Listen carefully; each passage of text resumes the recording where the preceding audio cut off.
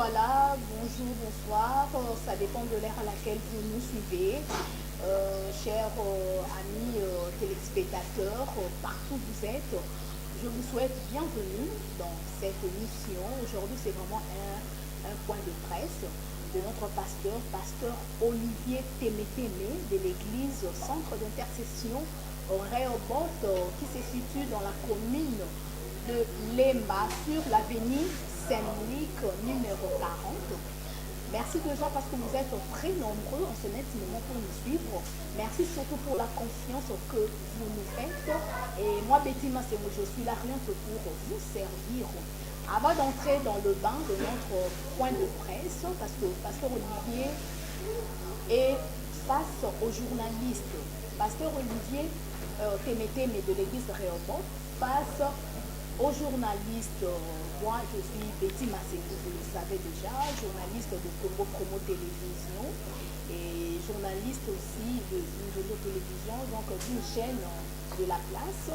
Et nous sommes aussi avec Naomi Moussal, journaliste de Canal Future News. Et nous sommes aussi avec Madame Elie, journaliste du journal télévisé et en même temps journaliste de l'Internet. Alors, merci déjà à Papa Dav Moubama, les papas de Joyce Davlin. Merci aussi à Jean Bilogo, papa de Jean Simine. Merci aussi à mon boss que j'aime bien, l'ingénieur Rafi Lindou, notre papa depuis les États-Unis. Je pense aussi à Serge de Finzondo Télévision. Merci aussi à vous pour l'espace. Et nous commençons déjà notre point de presse, mais avant d'entrer dans le bain, comme je viens de vous le dire tout à l'heure, nous allons laisser d'abord le temps au pasteur Olivier de faire juste un exposé de 10 minutes. Il va vous expliquer le but de la délivrance de la maison de mon père pour la grande campagne. Déjà, ils ont du 6 au 12 août 2018, ici, dans ces beaux cadres, place pour vous tourner l'émission, donc l'église Rehoboth. Et dernier jour, il y a campagne et vous allez Libanda. Alors, je tiens à vous appeler.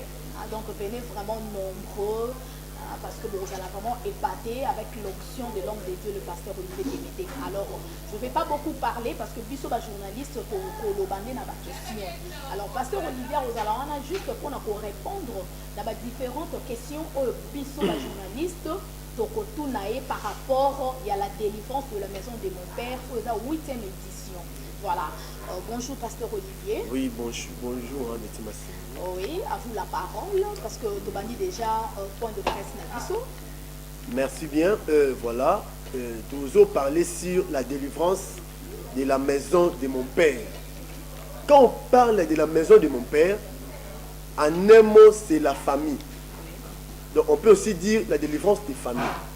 La délivrance de la maison de mon père. Alors, pour la primauté, la première fois cette phrase a été écrite dans la Bible, c'est en Genèse chapitre 12.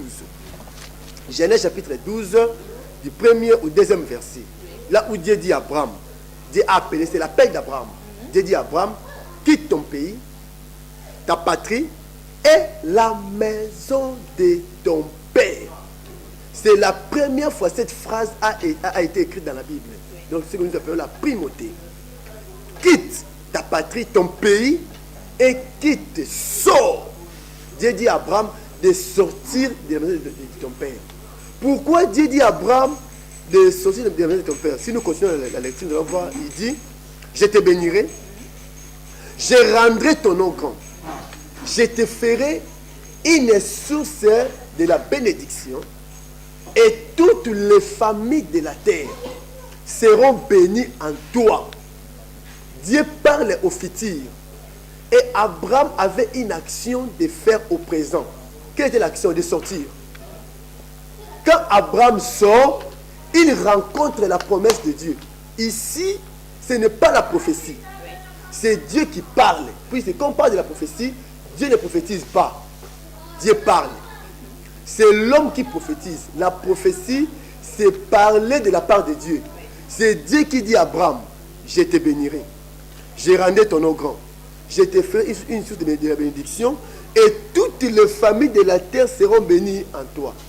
Et pour toi maintenant, pour que tu puisses saisir cette bénédiction, tu dois sortir de la maison de ton père.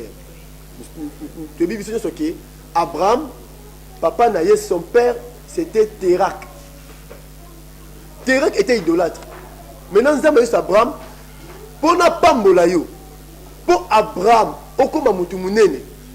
tu dois quitter l'ombre de Térak.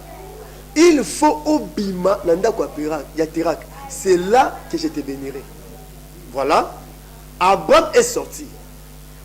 Elle lui a dit, Abraham a pris tous ses biens, et Abraham a pris sa femme, et ils sont sortis. Mais il y avait une chose. Abraham n'était pas sorti seul. Abraham est sorti avec Lot. Lisons la parole. Nous allons voir que pendant que Abraham marchait avec Lot, les ciels étaient fermés pour Abraham. Dieu ne parlait pas à Abraham jusqu'à ce que Dieu a cherché, il y a eu querelle entre les bergers d'Abraham et les bergers de Lot. Et Abraham dit à Lot, voilà, il est temps, soit qu'il y a à gauche, soit qu'il y a à droite. Il y a eu séparation. Tant séparation entre Abraham et Lot, c'est ainsi que Dieu a commencé à parler avec Abraham. Le ciel est devenu comment? Ouvert. Et Abraham a vu Canaan. Par là, qu'est-ce que nous allons dire? Eza batunza mapesa bilaka. Ba prophète, ba loba na yo. Mama te moni opambwama. Mama te moni na famille na yo yo mto ali konzi.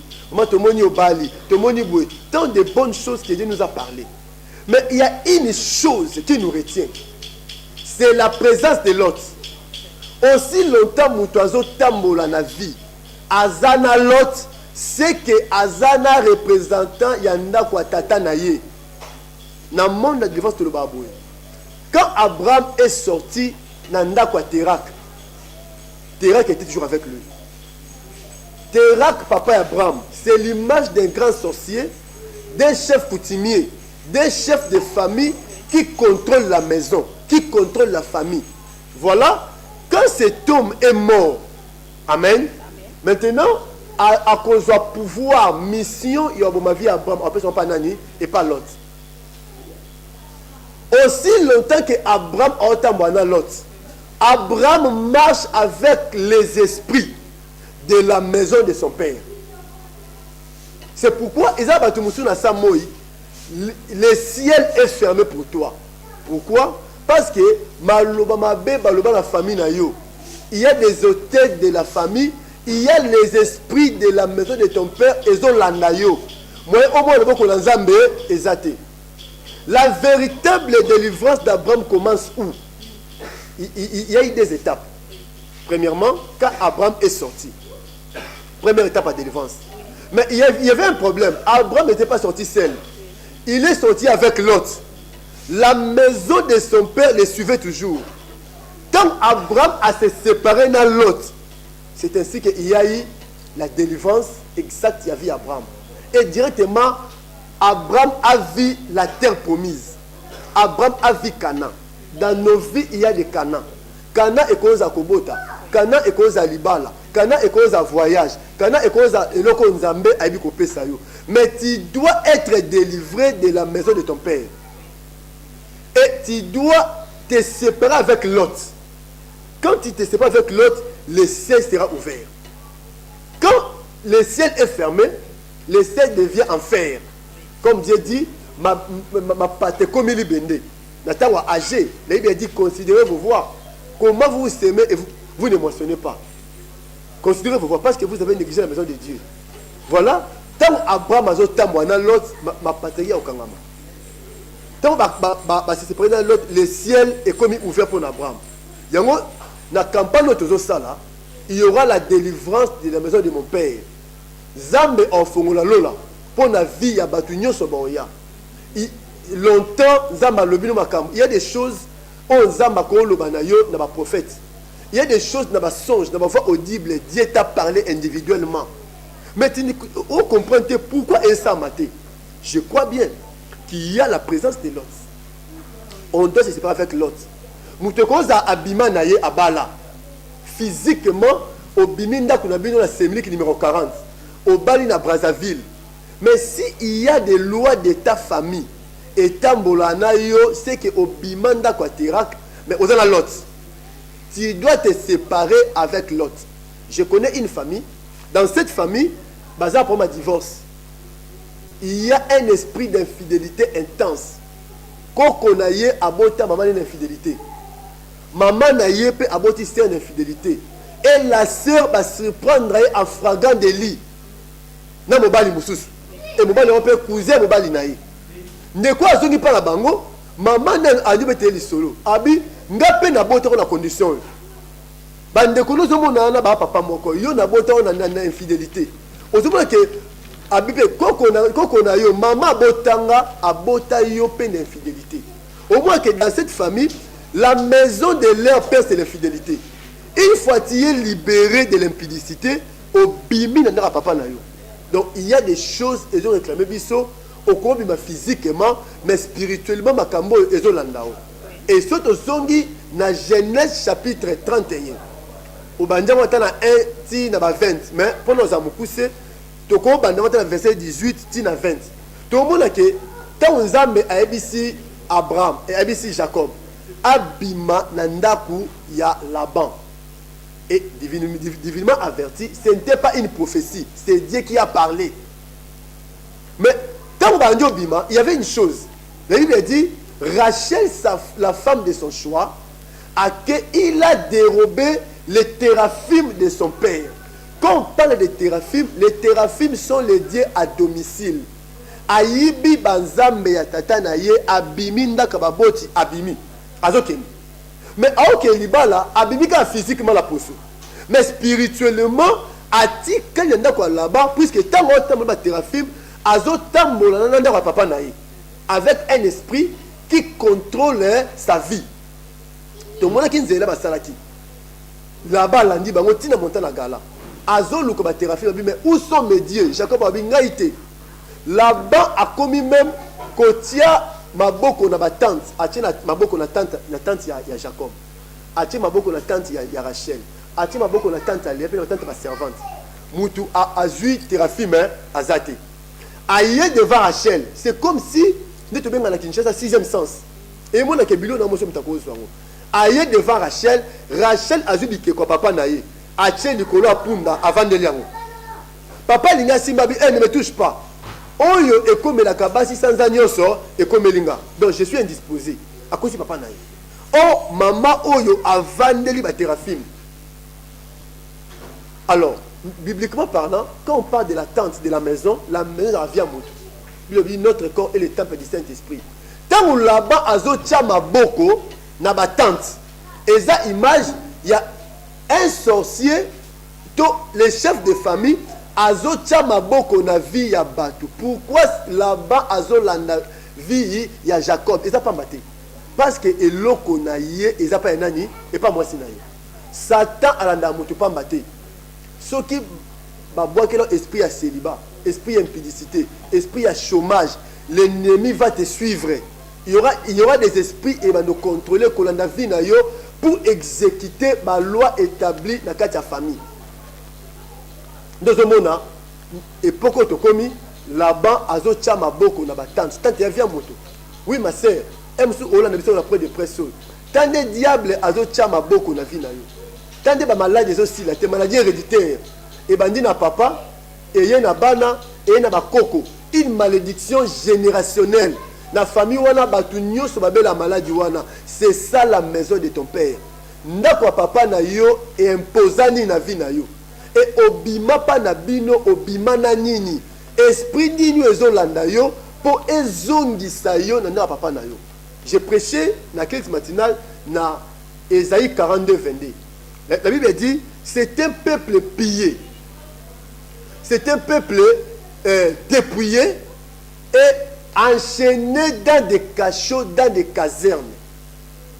À tout le monde, il y a des familles, oh mutu atabimi à Bali. Il faut zonga kaka.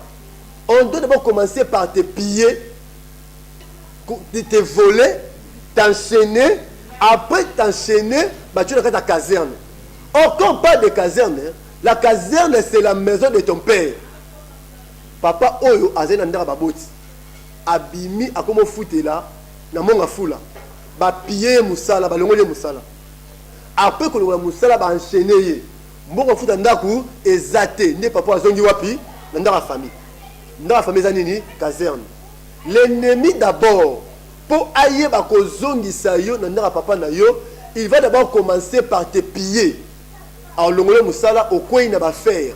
Pour mbongo foute ndaku, ezalate. Maintenant là, tu vas rentrer physiquement dans des casernes. Il y a des maisons casernes. 4 générations, on va dans 3 chambres salon. Ça devient une maison caserne. Il y a des maisons, Babotabino wana, Bokoli wana, Bobali wana, Boboti wana, Babotika wana. Ça c'est l'esprit de blocage et réunion dans ta famille. Il y a un benga biso du 6 au 12. Et Zabongo, na grande campagne, il y a la délivrance de la maison de mon père. Bitumba mabe, eza bitumba famille. Pour baza bato, ba yebi même comme vous appelez ça euta wapi. Baza bato, ba yebi même mutolu na yo esika euta. Baza bato, ba mona yo avant yo. Moi na so abotami, amona directement te.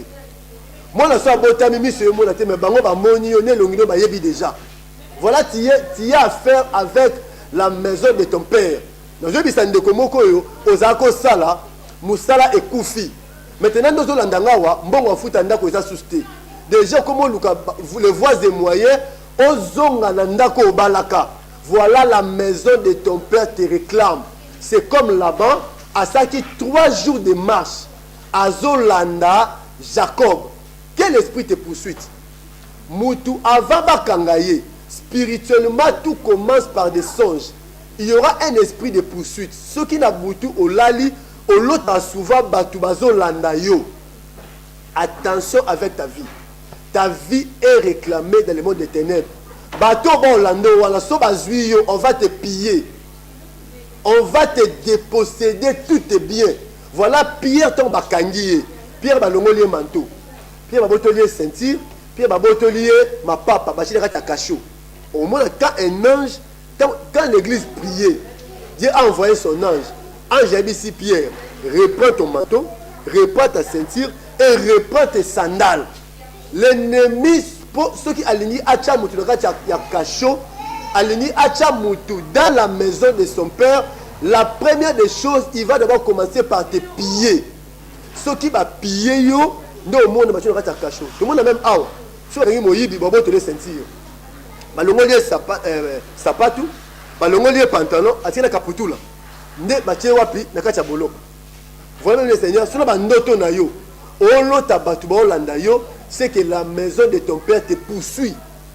Batu mususu ba olanda yo zanini. Tata na yo akotaka banyongo. Aliaka bana baninga akufa. Maintenant banyongo yatika, yango ba créancier ba olanda bino te biso na mukanda des rois. Créancier azio luka akanga bana l'esclavage. Mais tata na bango sanini akufa déjà. Mais le quoi la maison de leur père, la maison de son père etika ba nyongo et comme olanda bana data famille batika nini. Quelle maladie o ko bana bobela attention bino nyos. Diabète bino nyos, bobela minu misu, bobela maladie matoi bino nyos. Au moins maladie mutu bino nyos. Voilà en un mot, en bref, à quelques minutes, on te commence la maison de son père. Et ça, esprit à famille, les esprits familiers, des lois établies qui contrôlent chaque famille. Voilà. Merci beaucoup. Là, c'était juste pendant quelques poussières de minutes, juste pendant 10 minutes à exposer. Pasteur Olivier Témété, mais je tiens à vous inviter tous, venez vraiment très nombreux du 6 au 12 août, ici à l'église Centre d'intercession Rehoboth. Donc, grande campagne sur la délivrance de la maison de mon père. Je sais très bien que Bozo s'est posé mille et une questions. C'est quoi la délivrance de la maison de mon père? Eh bien, le pasteur a tout expliqué tout à l'heure là. Maintenant, on est une étape, au deuxième étape, on a vu étape, il y a la question. Place au pizza, journaliste, pour la convaincu dans exposé à pasteur Olivier Temeteme pour que bino bozolanda biso de partout na bandako na bino na ba bureau place nyonso bozali pour comprendre déjà eza nini pour que boya déjà ébélé na campagne. Voilà, comme déjà une étape na biso ya ba question question réponse. Tu poser ma question pasteur Olivier Pazawana pour répondre biso. Là pasteur Olivier question na ngana o bandanani. Na o bandanani pour que na tika pe bande ko mususu baza awa ba me un peu proposer puis ba question na bango. Question liboso d'abord. D'où vient cette idée? Idée on est utaki na wapi pour organiser campagne Oyo, il y a la délivrance de la maison de mon père parce que ce n'est pas facile, hein? Il faut qu'on se le dise, c'est vraiment difficile. Comme on a première édition, deuxième, troisième, comme 8e édition, aux autres percer toujours Nango. Mais quand on peut expliquer peuple de Dieu au bateau partout dans le monde, parce que ça est belé, pas mécaniquement pour comprendre. Pour que ça va tout sous, on a encore 8e édition, mais bah éviter bah édition passée. Idée on a d'abord et qui va vision on a. Merci. Merci beaucoup. Ce qui est important dans Maramwanzambe, quand Dieu lui-même donne une vision. Cette vision en 2010, vers le mois d'août, Dieu m'a donné cette vision, je crois, je vais parler sur le Théraphim. Dieu m'avait dit, je donne une mission, une vision, je donne une parole. Va dire au peuple de Rehoboth. Là, l'église était encore 6 mois. Beaucoup de gens basés au Kangama, dans l'esprit familier. Voilà, on parlait aussi sur la délivrance de la maison de mon père. J'avais eu cette mission, cette vision. J'ai donné ça à mon père, pasteur Jacques Moubama, que j'ai salué en passant. J'ai dit à pasteur Jacques, voilà ce que Dieu m'a dit. Il n'y a pas un problème. Déjà, j'ai prêché ça pendant 1 mois. Un mois, toute l'église, pendant 1 semaine. Toute l'église, ici, pasteur, Matin, on fait continuer. Puisque tout ça au Kangama. J'ai compris que toute l'église est de la délivrance. Moutounion a se retrouvé parce que c'est une vision. Puis Dieu m'avait dit ceci. Vision où le temps pour le monde entier. Au Congo partout, Batou Mingi Baza lié bloqué dans la maison de leur père, dans leur famille. Les autres bloqués Bango. Donc c'était pas idée moko yaki non comme on a vu, c'était Dieu qui m'avait parlé, qui m'avait à Paris, qui m'avait parlé, voilà. Dans le ministère, vision, et mission de PCO, c'est pour libérer les gens par rapport à la maison de leur père. Je crois aux toujours à tout moment, c'est une délivrance où je ne force rien. Donc on va noter à cabo les esprits sortent du corps. Donc on va dans le service, parce que c'était une vision que Dieu m'avait donnée, il y a libérer 4 cordons ombilicaux. Ézéchiel 12, Ézéchiel 16, 1 à 2, Moutou Azala libéré, afin que Moutou a beaucoup ensemble. Aussi longtemps Moutou a Tirak, aussi longtemps Moutou a l'autre pembe naïe. Moi, le fou pour naïe, Ezate. Pour libérer Moutou pour les approprier. Voilà, merci. Je ne sais pas, ouais, moi, je suis Madame Élie de la part, quand il y a un vide public, là, à force c'est intelligent. Parce que vous pouvez qu'on se le dise peut-être. Vous dites, 8e édition, c'est l'Éternel qui vous a recommandé au Non, j'ai dit la première édition. Dieu m'avait recommandé depuis la première édition. Et ça fait déjà 8. Ça fait 8 ans. Chaque année. Oui. Chaque année, avant qu'on a fait dans la délivrance de la maison de mon père pour mon sujet. Assure-toi que tu rassureras que Batou, Bazala délivrer Ndingo, Zamba Tindelayo. Parce que c'est chaque année que la même personne va se répéter dans le même cas. Est-ce qu'on s'est rassuré que l'objectif ou mission au Nzamba Tindelayo, ça arrive vraiment, il y a pour s'accomplir? Oui, je réponds ceci. J'ai dit oui, puisque ce n'est pas les mêmes personnes qui viennent avec le même cas, non? Il y a ceux, ils avaient des problèmes, X dans l'édition passée, mais parce que la vie des hommes est constituée de problèmes. La délivrance totale, c'est le royaume des cieux. Tant que l'on est une délivrance totale, le diable ne sera plus là. Qu'est-ce que tu crois, ma chère? Que le aux lié dans le mariage, c'est au Bali, aux délivrance totale. Non? Au comme le cabane. C'est aussi pas une délivrance totale. C'est-à-dire que Zam est dans le à tout moment. Alors, je vais répondre à ceci. Il y a ceux, il y a la délivrance et il y a des témoignages à tout moment. il y a des témoignages à tout moment. Et il y a aussi ceux de délivrance, ils ont processus. Lazare Abimi, Lazare sort, Lazare Abimi est lié. Dieu lui dit maintenant, il a ordonné de lier-les. Il va délier Lazare. Laissez-les aller, dit Lazare Abimi. Voilà. Donc Merci. voilà, et pour ceux, ils ont spontané, il qui n'a pas au bota, comme une maman, ça lit 7 ans. Je crois que l'image beaucoup là, ça lit 7 ans, à bota à thé. Il y a qui année passée, à boti ma passa. Maman Esther, comme on a eu. Je sais maman Betty pour publier témoignage. C'est dimanche après ma passe. Et à Olo Bamabi, mon père année passée. J'avais déclaré, Dieu me dit, après si ma passe à la basse, aïe n'a pas a scellé mon malobaki. Et ne te pas bouer dimanche, après ma passe. À Tamboli, 16 églises de Kinshasa. J'ai dit 16 églises. Mais il est venu par une parole prononcée seulement, ma passe. Donc ça dit qu'il y a ceux, bon, c'est le beau ensemble, monsieur, processus, et puis il y a une ma passe à Albaté qui est si pour naïe. Les besoins sont multiples, malais, Voilà. merci. Naomi Moussala. Moi, je suis Naomi Moussa, je suis journaliste de la Paname de Soumou. Pasteur, pourquoi au Salamoka une fois n'a nullement au Salamoka une fois? Pourquoi? Révélation, il y a qui au Salamoka une fois. Et pour impact, ni tout ça là, n'a pas croisé tant au Salamoka, impact, tout ça. Merci beaucoup. Au Sango une fois, c'était une recommandation. En tout cas, ils ont le mot néglige une fois. Mais, n'empêche, et ça m'a 2 ou 3, 4 fois. Puisque la vision, la révélation, et ça progressif, on peut aussi faire ça 2 ou 3 fois, et ça m'a doté. L'impact de la vie à Batou, on voit dans les témoignages, on voit aussi dans la connaissance. Puisque la délivrance commence par prise de conscience. Défense en hauteur, je prêche. Moutandio là. Dans ce cas, Moutandio a témoigné. Je vois déjà qu'est-ce qui fait que Moutandio n'a pas été. Mais il commence à pleurer comme ça, Moutandio s'est retrouvé dans ma campagne.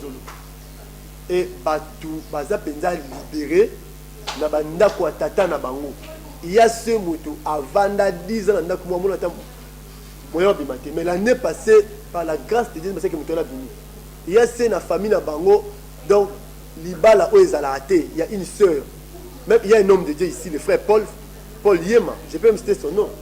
Dans il est le premier homme à Bala. Qu'est-ce qui s'est passé? Nzokande bakangaye nakata sac. Baboka nakata libulu. La délivrance l'année passée, je crois que tu manges beaucoup témoignage beaucoup l'extérieur. Frère Azomona azana libulu. Donc na 5e jour l'année passée, amoni sac na libulu et katani. Nazomona abibi nakata libulu. Et dans sa famille, Aza premier homme à Ebi Kobal. Tu as dit que Nenge a muta liboso à Bali. Il y a mis Bali pour Oya. Et famille est libérée dans les en tout cas, les exemples sont clients. Même Maman Betiawa, Aza peut mon témoignage vivant. Il y a la maison de mon père. Donc quand on voit Betima Sengou, je vois mon ministère. Vraiment. Voilà, merci pasteur. Oui, madame Elie. Excusez-moi, madame Betty, peut-être tu vas voir. Donc, ce sont des questions que vous posez. Et pasteur Nangana Tuna, par rapport à thème d'ailleurs, sort de la maison de mon père. Là, il y a une question de tout. Le jour où le Coïb Sabatou va se séparer de la famille, na bango physiquement, ou c'est que tu es en train de prêcher, c'est vraiment spirituel. Parce que je ne peux pas comprendre que, par amitié, exemple, moi, à mon autant mes pas tu es pasteur. Vous voyez, ça y est, sort de la maison de ton père. Comment il va comprendre si j'ai un gars bimalanda va papa naïe tant que après on a mon bon zambé et comment commence aussi le processus il y a des délivrance la vie à moi la moto babuaka akenda ayebi ni ba origine naïe à se retrouver quelque part et moi c'est que non il y a des réclamations dans la famille qui n'est même pas conscient comment sa famille était constituée dans la réclamation comment il peut être c'est bima dans la réclamation de la famille on attend qu'il y a inconscient il y a origine. Merci. D'abord la première question je vais répondre à vous. Est-ce que pasteur Olivier Osenga Mouto a bonne famille? Non, la famille est sacrée. La Bible dit honore ton père et ta mère afin que ou mena mokili et ça je m'excuse promesse, loi aux alliés la promesse. Alors, voilà, quand on dit tout le bas sur le plan spirituel d'abord, mon temps s'est séparé. Voilà, je connais un garçon, il a 15 ans. Famille na bango baza ba melima sango ndimate. Ba melaka masango sont des ba kufa na cirrhose de foie. So mutameli masali mo vimbi akufi. Ba koko na papa na ye pa kufa nango. Mais le pauvre type à 15 ans, ce qui a bandit comme mela masanga. Tu sais pourquoi? Mineur. Mais cet enfant la deuxième édition, en suivant ma campagne, nous avons saké, ayo za libéré de quoi na boya à masanga melati. Mais le frère jusqu'au jour d'aujourd'hui, on va en à papa naï physiquement. Mais spirituellement, abimi dans il y a papa naï. Spirituellement, il a quitté les lois, les liens de sa famille. Donc cet enfant est libre. Mais il avait 15 ans. Donc je peux habiter dans ma maison, dans une adresse quelconque. Je suis là physiquement, mais spirituellement, n'abima. Donc, n'a pas bima. N'abimi peu physiquement. Mais spirituellement, non, non, papa. Maman, tu sais, si on a un noto, au bala déjà, au tité lemba, au vent à Gombe. Mais au lot, au vent à Gombe. C'est que au bima n'a pas, au bima physiquement. Mais spirituellement, aux années d'Atanayo. Il faut des délivrances aux à libérer. Il y a une réclamation. So sambeli malamuté, un jour, par divorce, on peut te piller. Moussa n'a pas koufi, et mobile koufi. Moussa n'a pas koufa pourquoi? N'a quoi papa n'a yon des au sanini aux ongles. Voilà. Et puis, il y a encore une autre question. Hein? C'est ça qui a. Non, le fait que moi, la mort, processus. Il y a des délivrances. J'avais dit,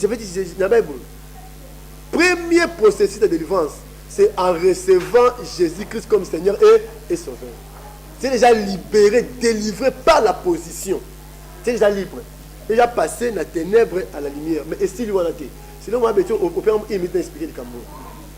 Nous, tu as mis Jésus comme Seigneur et Sauveur. Il y a des fois, il y a des églises de confession qui disent que si tu as mis Jésus comme Seigneur et Sauveur, avant de délivrer. Moi, je dis non. Paul dit ceci. Il y a une loi qui me retient. Jésus délivra un fou de Gadarac. Jésus a fait la délivrance de la nouvelle alliance. Paul a eu la délivrance de la nouvelle alliance. Donc la délivrance est un processus. Tant tu as mis Jésus comme Seigneur et Sauveur, délivrance est comme si on continue à révéler l'issue. Israël avant la délivrer dans l'Égypte. Il fallait qu'il y ait un agneau pascal à Koufa. C'est très important. La mort de l'agneau pascal, c'est Jésus-Christ, c'est acceptant Christ comme Seigneur et Sauveur. Babimi. Tant Babimi bitumbesi a été Amalek ayo bundisa bango. Amen. Donc la délivrance est un processus, est un continuel. Aussi longtemps aux a sans mot, on a posé la délivrance. Au consomme ma voiture, maman Eli, là, à côté maman Naomi, on consomme ma voiture. Quand il connaît la voiture, quand on pose une voiture, on va pas pour nous, il y a un moyen de transport. Pour nous, on dit que non, maman Naomi a pas moi, mais pourquoi il n'y a pas moi? Mon temps, on a besoin de Zambie. Donc, on a posé la délivrance, il y a un processus, au moment où Lazare Abimi, et ce qu'on a été, Lazare a sauté. Il fait pas bassine. Il fait pas l'onglet, il a mal à mouille, il a mis sur la mouille. Donc, Lazare a bima les yeux bandés. C'est Lazare Zambo. Il y a des ceux mais ils ont les lambas moko et ils ont empêché. Une fois, et l'ongoué à Moni. Et puis, maman Betty, quand Abraham marchait avec Lot, en hébreu, mon Lot veut dire voile. Si Abraham était maintenant Lot, il était voilé. Quand il s'est séparé de Lot, il a mis ça. Et quoi il a mis? C'est le type, il y a Lazare. Lazare a bimi et l'ongi voilé. Il faut comme il délivrer. Il y a des choses aussi longtemps où tu as envoûté. On comprend dans parce que son intelligence est captivée, ses sentiments, ses émotions. Donc voilà un peu où tu vas répondre. Merci beaucoup, Pasteur Olivier. Et ma deuxième question est juste par rapport à exposé Nayo. On expliquait très bien que Abraham azalaki pembeni na Lot nde azalaki obstacle na ye nde azalaki donc hôtel ya Abraham ndenge mpe Rachel mère abimaki na bathérapie sikoyo neti na kati ya bafamille ezoke juste kaka ndenge moko na la défense ya maison de mon père mutu oyo aza bloqué mais mutu oyo azosala ye azala bloqué soit eza papa oyo aboti mais baza ndako moko ntango aye délivrance ye azosenga ke nzambe aboma papa wana pour ke azala délivrance. Est-ce que c'est l'une de moyens ou l'une de raisons où est-ce que mutu po azala délivré il faut nanu mutu azo bloqué ye akufa pour que ye azala délivré. Bon voilà, je peux dire oui, je peux aussi dire non. Batumusu dans nos vies, il faut bakufa. Oui. Ah bon? Tu vois qu'il y a une moto, vous imaginez, Tato Yakanga, famille a bloqué. J'ai eu des cas. Moutoua Kangi, famille a bloqué, famille a Kangi, Batou. Tato Tanga Koufi, dans la Pambouani.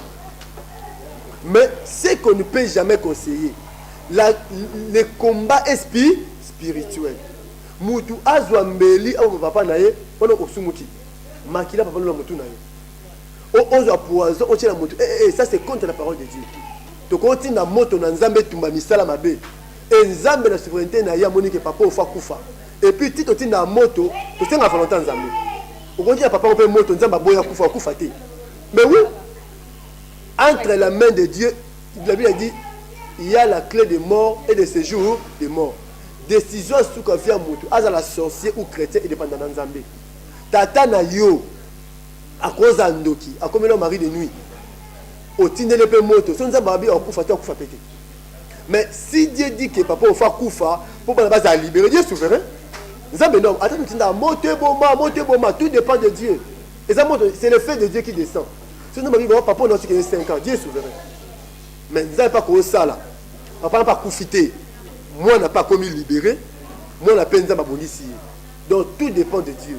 Toujours conseiller moututé.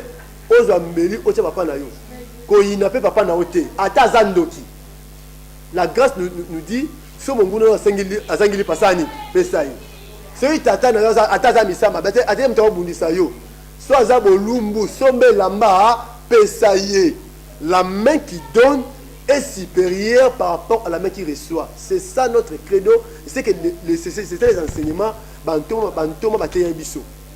Donc bitumba pour la zoloba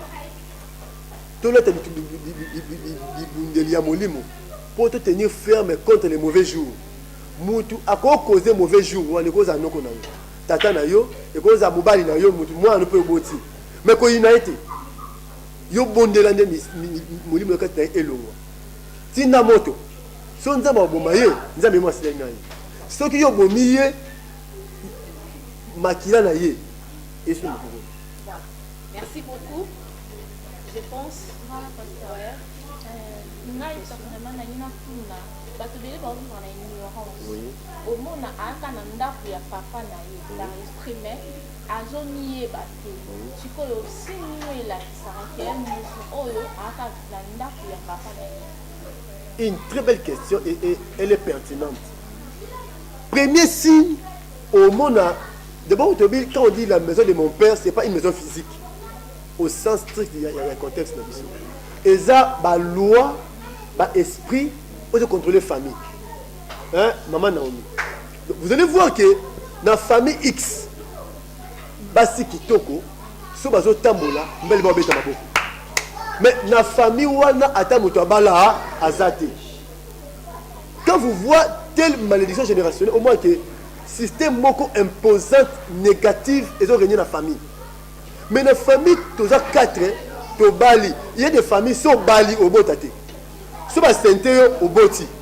Quand tu vois dans la famille, au moment où se répéter, tu vois des systèmes. Quand on parle des systèmes, quand tout le monde dit comme stable. Dans la famille, dans la salle de défense, à 40, à 60. Il y a des familles qui sont prédotés, ceux qui sont au botate. Ceux qui sont au boti. Il y a un esprit de la maison de mon père. Aussi dans ma songe, je connais une soeur. À l'autre cas, azo soko na douche na papa moi mokolo. Qu'est-ce qui s'est passé pour nous amoukousser? Seroyo papa na kufaka. Maman na ye abalaka, il fallait adopter. Babomai soso nan taba. C'est la coutume na bango. Il faut papa wana ba sokola, papa la tibilamba na mwana wana ba sokola ensemble. Mais bon sokola mai ya makila ntaba, na mai makila soso mambo esama na village. Papa na adopté ibongo.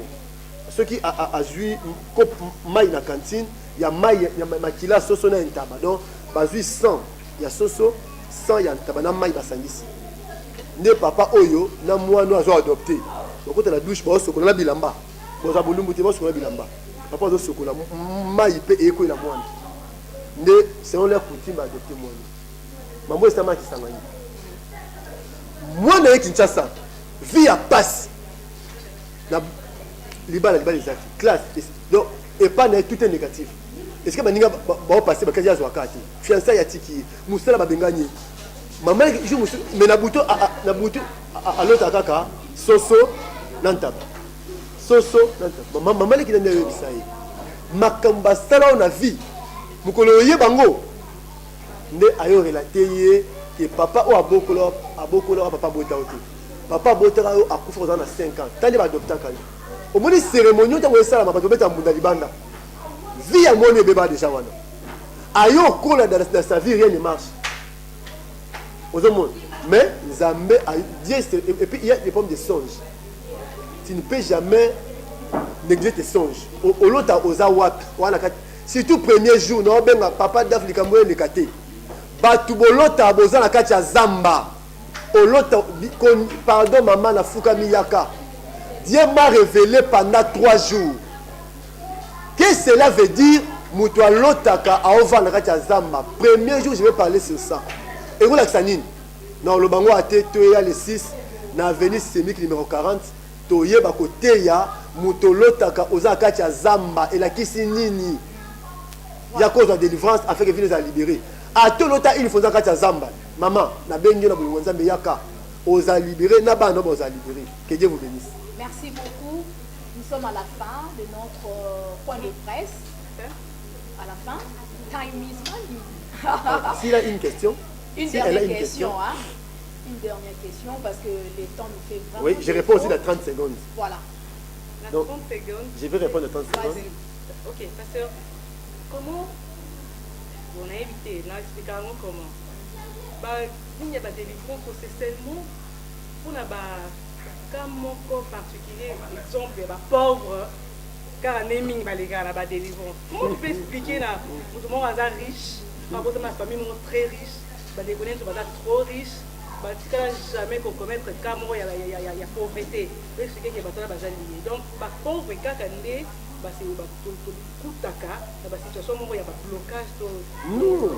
c'est le contraire. Je dis ceci.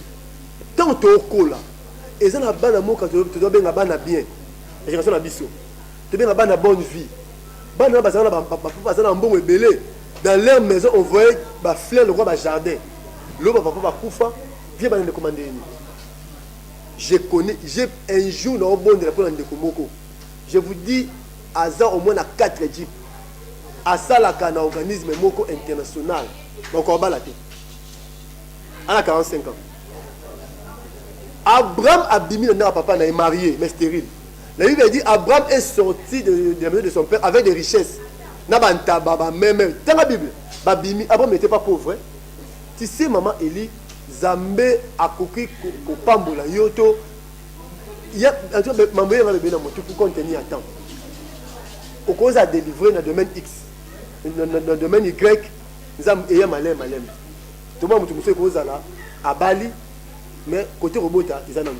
Mais si vous avez un siko, au moins à Batou, c'est un Zambé, mais il y a une histoire, nous sommes un peu à Bota, nous sommes un peu à Bana, mais pas dans Mongol. Donc voilà, maman, la délivrance, c'est pour les riches et les pauvres.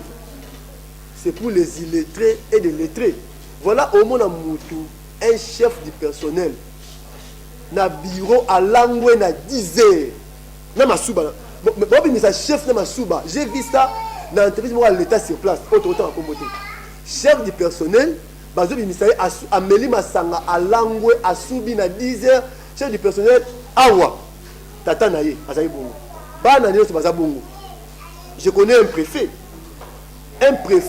inspecteur bayo luka, excusez-moi, préfet soubi asali ba besoin na nzoto ameli masanga na 11h.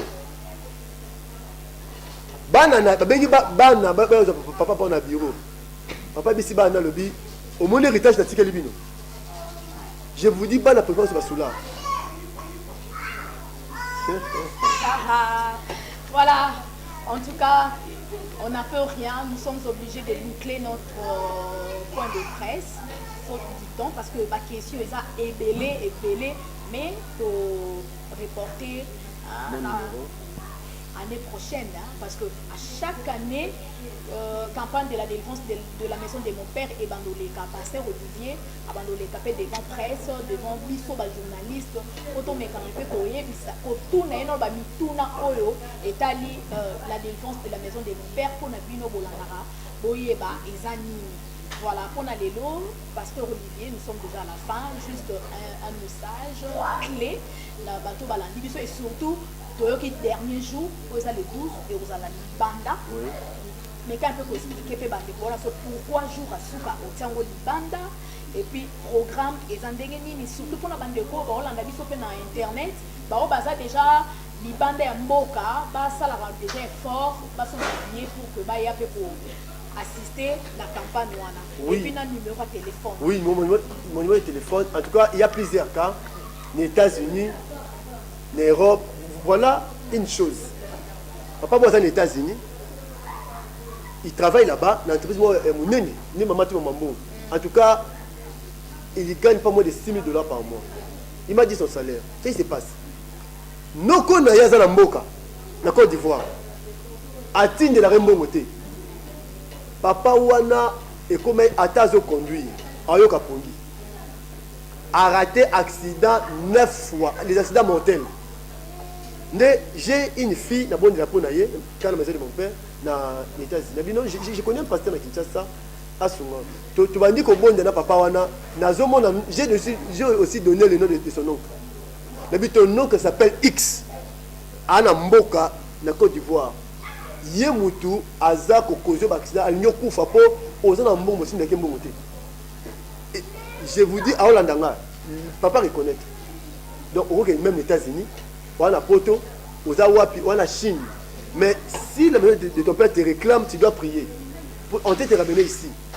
Voilà mon numéro, est à plus 243 9 98 72 66 23. Moi, j'ai un numéro de WhatsApp. Plus 243 9 98 72 66 23. Là, ce qu'on côté ici en Europe, tu vois, même le parti à téléphone, tout ça. Ce que ma bêtise le bimbo ou ça, oye, pour Batubaya, Braza, Bayaka, Gabon, là on a des délivrance de la maison de mon père. Vous avez la Kinshasa, en tout cas, tu vois, sur Mayo, dans ma bonne délit, tu sengi, en tout cas, tu as yabiso nyoso, tu bandango du 6 au 12, et ben lundi le 6, dimanche le 12. Alors dimanche le 12, ils en ont pourquoi? Pour ils ont la campagne. La Bible dit ne fuyez pas vos assemblées. Pourquoi ça une église X, Y, tu regardes l'église n'aura pas la. Alors pour aux moins, tu peux aller prier chez toi le matin et le soir, au sein de l'Abisso, ils en avenue toi. Donc avenue Semlik en face, donc avenue Yaïgo Tanzam. Au côté avenue Elandi, galerie Yaïgo Tanzam, avenue Elandi, avenue toi. Tu as podium et Zawana, puis tu dis vraiment un grand nombre pour milieu ou même l'église au cas où. Même là-bas, les Koukaraté, donc ils auront plein de bandes dans la Kati. Donc, en tout cas, je te dis, désormais, l'année prochaine, et nous sommes sur le terrain tous les jours. Dans le terrain, pour te diffuser le message, maman, on est pourquoi pas tu regardes ça dans Angile? Pourquoi pas tu regardes la question de ça? Pourquoi tu regardes Malouka? Même la stade des martyrs. Pourquoi pas tu regardes Kitabo? Tu regardes Maloukou? Puisque ils ont un message. Pourquoi pas dans Brazzaville? Pourquoi pas dans Gabon? Pourquoi pas en Europe? Vous pouvez nous inviter. En tout cas, nous sommes africains. Évangile, tant que na Europe, écoutez talisman, et que na Asie, écoutez Badié Bouddha, écoutez Maïkari. Tant que évangile est en Afrique, écoutez sorcellerie. Oh, il faut que bima, to katabalien, on a peut tous à libérer. Que Dieu vous bénisse. Merci beaucoup sous vos applaudissements quand même. Hein. Ce n'est pas donné à tout le monde. Nous sommes journalistes, on va télo. Et puis, ma question à ma casse. Donc, il faut la paix pasteur, on a vraiment l'intelligence, la sagesse. Et puis, la onction. Comme on a le pasteur Olivier Témété m'a répondre à ma question, on a dit sur les journalistes. Et tout vraiment satisfaite.